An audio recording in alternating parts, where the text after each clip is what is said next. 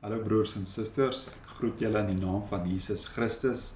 Dit is vir my 'n voorreg om net 'n paar oomblikke net te gebruik om oor God se woord te praat en 'n seëning vir jou vir die dag, vir die week voor te spreek. Dit is altyd lekker om die Here te dien en dit is lekker om sy woord te lees en te glo.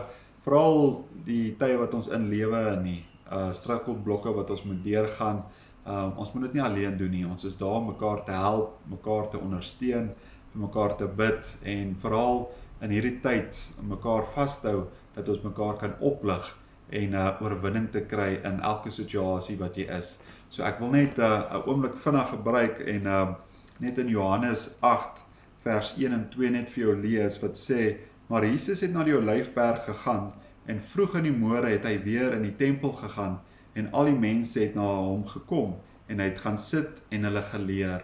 So ek dink dit sou so wonderlik gewees het om by die Here se voete te sit daar by die tempel en soos hy gespreek het en om net alles in te neem hoe hy die woord vir hulle verduidelik het.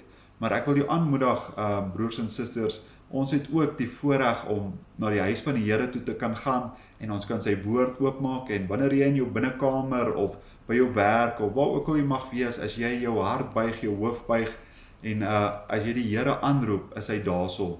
En dan het jy 'n 1-tot-1 geselsie wat jy met hom kan hê en jou probleme kan uitspreek.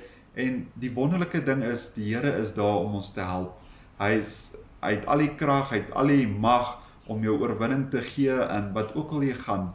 En so wil ek net vandag vir jou sê, glo en vertrou in die Here. Hy is daar om jou te leer, hy is daar om vir jou te help.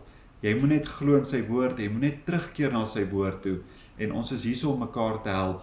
So ons wil hierdie videoetjies maak om jou te ondersteun en om uit te reik na jou toe en net 'n seëning te wees vir die kinders van die Here. So ons bid en glo en vertrou dat julle 'n lekker dag sal hê, 'n geseënde dag sal hê tot 'n volgende keer. Here seën.